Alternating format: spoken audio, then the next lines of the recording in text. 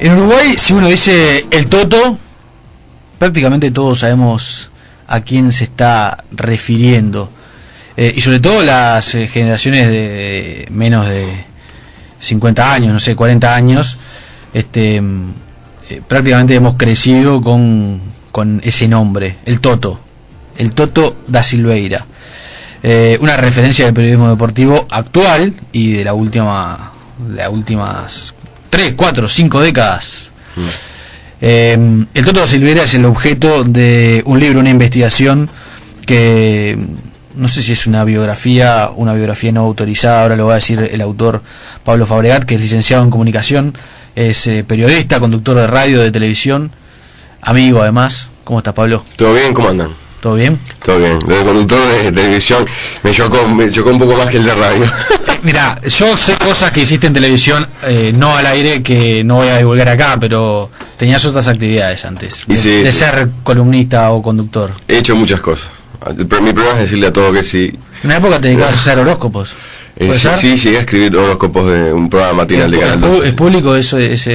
¿Yo lo puedo hacer público? Se puede hacer perfectamente ese bochorno. ¿En qué te basabas para hacer los horóscopos? En creatividad y en el libre disposición. Pero la cosa es así, había un programa de televisión, vamos a decirlo todo. Había un programa de televisión en Canal 12 de mañana que toda la mañana daba el horóscopo hecho por Pablo Fabregat. Fueron 2-3 meses nomás. Bueno, sí. Las llamadas de gente insultando que me sacaron. Pablo, ¿cómo surge la idea de hacer Toto da Silveira, 50 años de periodismo deportivo, un libro de Sudamericana que se acaba de lanzar? Bueno, surgió primero porque, antes que el libro, fue un proyecto de tesis para recibirme, porque cuando uno estudia comunicación en varias universidades, por ejemplo la Católica, que fue la que yo concurrí, vos haces los años y mucha gente empieza a trabajar, y en comunicación hay algo positivo y negativo a la vez, que cualquier ciudadano puede ser mejor comunicador o periodista que vos sin haber formado en nada, ¿no? Claro. Entonces ahí mucha gente prefiere trabajar que seguir estudiando o terminar la carrera y después trabajar, porque vale más el oficio en la cancha que lo académico. Entonces yo hice la carrera, empecé a trabajar en Océano FM, y el tema de la tesis quedó ahí. Hubo un par de intentos con un par de ideas que yo había tenido, siempre vinculado a algo al deporte o al periodismo deportivo, porque era como el aspecto que a mí más me había gustado en toda la vida previo al ingreso a la facultad, y que nunca había podido desarrollar trabajando. Entonces dije, está bueno que la tesis por lo menos me saque el gusto de hacer por primera vez en mi vida algo vinculado al deporte. Entonces tuve una idea inicial que fue escribir del gráfico en Uruguay, la relación de la revista de gráfico con este país. Después tuve ahí una idea de hacer algo biográfico con Heber Pinto, que me parecía un tipo interesante porque combinaba el fútbol con ser empresario, con política, con la radio también. Y eso tal no prosperó, y al paso de los años, en el 2008, se abrió un seminario que era como una especie como de clase para gente que quisiera hacer tesis sobre radio, libre de radio. Y yo dije, bueno, ahí es el lugar, yo estoy trabajando en radio, no sé si es el lugar donde más me gusta o me gustaría trabajar, pero el destino o las casualidades se dieron que yo fuera para ahí. Y dije, ahora estoy en radio, ¿de qué puede ser? Y pensé en la opción otra vez del deporte, y dije, en Uruguay a mi gusto tiene dos líderes de periodismo deportivo, que son Kessman en el relato y el Toto de comentarista, por ejemplo. Y como yo tenía una relación personal, producto de que mis padres y uno de mis tíos es muy amigo del Toto, dije, es el momento de encarar una entrevista por ese lado, o varias entrevistas por ese lado, y hacer un libro biográfico del Toto en radio. Surgió, como vos decías, como en principio como una tesis. Claro, al principio fue tesis, no había idea de libro, nada. La idea de ella era escribir la tesis, recibirme y Incluso yo no hice ningún movimiento para que esto fuera libro. Fue la editorial Sudamericana, que se entera por Gonzalo Camarota, que escribió un libro con ellos, de que ellos querían hacer un libro del tío Aldo. Y porque Camarota dice, sí, pero ven que se va a recibir ahora con un libro del Toto. Bueno, nos interesa también. Perfecto. Entonces, la idea del libro del tío Aldo terminó en que esto fuera libro. ¿Tu tesis es el libro o ampliaste el trabajo para la publicación del libro? No, el trabajo no sé si yo me equivoqué o lo hice mal o qué pasó, porque yo lo primero que hice fue escribir como un libro. Yo escribí un socotroco enorme, casi que la crónica general de da Silveira, que era demasiado extenso para una tesis que tiene como un tope de hojas incluso a presentar. No te puedes pasar de 150 hojas porque no está permitido. Entonces, bueno, yo a ese texto enorme lo resumí en formato más de tesis, que tiene como Claro, más más rigor, académico, digamos. más fechas, más citas, más académico. Eso fue lo que se presentó y que salvé en diciembre del año pasado. Y entonces, entre la mezcla de la tesis y la primera, aquella cosa generada, grande, enorme, le saqué un poco más del rigor académico y le puse más anécdotas, más como un relato que fuera como más ágil de lectura, que las tesis a veces son como muy tac, porque tienen necesidad de estar siempre citando fechas, datos concretos, citas, etcétera. Y ese derivado fue lo que terminó en este libro después de 2 o 3 ediciones con una con sugerencias del Toto primero y después con una correctora que tiene todo el libro, que oficia más que editora, que te dice, bueno, mira, esto mejor que lo cambies de forma, o el comienzo que lo cambies por otro lado. Entonces todo ese trabajo demencial que nunca imaginé en mi caso que hacer un libro era tan complicado. Uh-huh. Cuando entrevistaste al Toto da Silveira, entonces lo entrevistaste para más de una vez y para un trabajo académico, para la tesis de grado. Sí. ¿Cómo surge esa relación? ¿Cómo surgen esos encuentros? Bueno, justo las entrevistas que le hice a él fueron en octubre del 2008. Uh-huh. Él a fines de septiembre tuvo una hepatitis, no sé si recordarán, que fue a relatar un día al estadio. Dardo Gregores lo vio amarillo y se fue a la casa y tuvo casi que un mes haciendo quietud sin trabajar, sin ir a los programas de televisión ni nada. Dardo Gregores, el locutor comercial y además médico. Sí, claro, que es doctor Gregores porque es médico y homeópata. Y homeópata, y es un locutor comercial, bueno, uno de los históricos. Que hoy sigue en Sport. De la radio, claro. Y en ese tiempo de quietud tuve la gran ventaja que como disponía de más tiempo libre del Toto, el que tenía habitualmente, me atendió en su casa en 4 oportunidades, uh-huh. 4 entrevistas que yo las armé. Bueno, la primera entrevista hablemos de Toto, de tu infancia y adolescencia.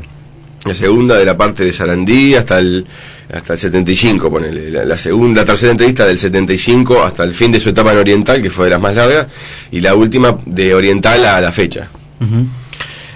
Y además lo complementaste con una cantidad de entrevistas a personas vinculadas de alguna u otra manera al Toto. Exacto. Cuando yo empecé a hacer la idea del proyecto de tesis que derivó en el libro, mi idea siempre fue no hacer la opción cómoda que hubiera sido hablar con el Toto 4, 10 o 2 veces, y que eso fuera, o sea, que fuera la biografía a través de su voz. Uh-huh. Yo quise que él fuera el que fuera llevando el relato cronológico de todos los procesos, pero que compañeros de trabajo de él en todas las etapas fueran agregando la información. Eso derivó en que a mí se me fuera la moto y por obsesivo entrevistará a 36 personas más. Uh-huh. Algunos figuras y otros gente que trabaja en estudio, no sé, locutores comerciales, operadores, varios. Claro. Varios que consulté y entrevisté. Entonces eso también hizo que fuera como un trabajo en el cual aparecen varias visiones de la misma verdad, ¿no? Porque uh-huh. muchas veces pasa en todos los sentidos que uno comparte un momento y esas 2 personas que compartieron ese momento lo ven de forma distinta, es inevitable. ¿Cómo se transforma el libro en una biografía de Jorge da Silveira a una biografía no autorizada? Bueno, sobre Jorge da Silveira. Claro, yo termino la tesis, la salvo la tesis y le digo, bueno, Toto, mira, esto es lo que yo salvé, esto es lo que va a ser base de un libro, porque apareció una editorial que está interesada, yo quiero que vos lo leas, me des los comentarios, la crítica positiva o negativa del libro y ver, porque siempre mi idea, y yo se lo planteé a él, era que el libro fuera una biografía autorizada, que a él le gustara y que él mismo hiciera la difusión. ¿Qué mejor que un libro biográfico que el propio autor y el objeto de estudio la difunda? Uh-huh. Pasa el caso también de Sudamericana con el libro de Páez Vilaró. Claro. ¿No? Que escribió periodista Diego Fischer, que los 2 hacen las notas de prensa y eso uh-huh. es genial. Pero así como Páez Vilaró da notas, cuando el Toto pasaron los meses después y él me dice, bueno, mirá, Pablo, acá hay cosas que no están bien. Yo dije, bueno, Toto, no hay problema, tiempo hay. Si hay errores se corrigen. Si hay errores se corrigen y ponemos tu versión. Yo le di hasta la opción de que, por ejemplo, escribiera hasta en cursiva las partes de él que quisiera aclarar de cosas que para él no estaban mal. Porque claro, han pasado muchos años de muchas cosas, hay periodistas... Sí, hay episodios, ahora vamos a hablar en detalle del libro, pero es un relato de episodios muy exhaustivo de cosas que pasaron hace 50 años algunas, o claro, 40. Yo entrevisté gente, por ejemplo, que no se acordaba de ese momento. Claro. Porque a veces son muy mayores o porque, no sé, la memoria no le funcionaba para esa etapa. Bueno, ahí te sugiere algunos cambios. Ahí me sugirió mínimos cambios, en realidad, de anécdotas puntuales también, diciendo, mirá, por ejemplo, ¿no? Le cito un ejemplo. En un momento está el cuento de cómo llega Víctor Hugo Morales a Montevideo, ¿no? En el cual se describe por la versión del Toto y la de Víctor Hugo en su libro, de que llega por intermedio de Da Silveira, que es el que lo conoce, lo invita con una carta a que trabaje con ellos. Y una anécdota puntual que él me pide cambiar es que Américo Signorelli me declaró a mí, en una entrevista a mí y en el libro de Joel Rosenberg, que, por ejemplo, él fue a la onda a buscarlo a Américo para llevarlo al estadio a Víctor Hugo para relatar Uruguay-Chile un partido. Y el Toto me dice, no, eso no es verdad. Yo lo fui a buscar a Víctor Hugo y después le di el auto a Américo para que lo llevara de vuelta a la onda, ¿no? Digo, está perfecto. Si es eso, igualmente se aclara, pero igualmente están las dos versiones. Yo siempre lo que intenté es poner las dos versiones. En ese caso parece ser un detalle mínimo. Bueno, claro, hay ¿no? Sí. Es un detalle mínimo, pero Víctor Hugo terminó transformándose en Víctor Hugo Morales. Claro. Entonces, de alguna manera, cada uno querrá reservarse la instancia de haberlo ido a buscar a la onda ese día para que relatara su primer partido en Montevideo. Puede ser un detalle mínimo, pero también tengamos en cuenta el simbolismo, claro. Ahora, en determinado momento esos cambios no fueron suficientes para el Toto. Sí, porque claro, se venía la fecha, ¿no? Y mi idea era que el libro sería lo más cerca posible del 3 de junio, que era el día en el cual el Toto cumplía los 50 años de radio. Porque este es un trabajo que es del Toto en radio, en realidad. Sí. Porque su medio es la radio. Claro. Por más que trabaje hace 1000 años en televisión y escriba columnas, o haya trabajado en prensa escrita como jefe del país, por ejemplo. Pero yo quería basarlo que fuera un libro de radio y que, claro, al ser 50 años de una persona que pasó por muchas radios, también termina siendo como un libro que cuenta la historia de la radio o del periodismo deportivo en radio. Porque habla, por ejemplo, de la historia de Goñi y cómo llega a Goñi Oriental, por ejemplo, de cómo surge Kessman, Carlos Muñoz, Juan Carlos Polié y abundantes otros periodistas deportivos, figuras algunos y otros que no. Acá también se menciona desde, por ejemplo, Signorelli, cómo surge, con la anécdota de cómo encara a Heber Pinto en la época oriental, que es genial. La de Cabarcos, que era un vestuarista de la época de fines de los 60s y todos los 70s y hasta el principio de los 80, que trabajó en el Clan 10 y después trabajó en Sarandí. Entonces también es como la historia del Toto grande, y abajo van como pequeñas historias de todos los popes actuales del periodismo y de la radio deportiva también. Pero el Toto no estaba conforme con que se publicara. Ahí va. El Toto me dice, mira, yo no estoy de acuerdo, el libro para mí, el gran concepto es, el que él me dijo, que a mí otras personas que lo leyeron me dijeron que para ellos no está así, es que el que leyera el libro iba a pensar de que él era mala persona.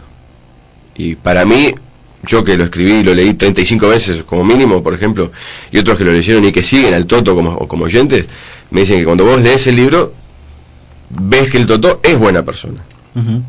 Por haber tenido errores como todo el mundo, claro. Pero a él le preocupaba las versiones que sobre él podía haber en el libro de otros entrevistados. Exacto.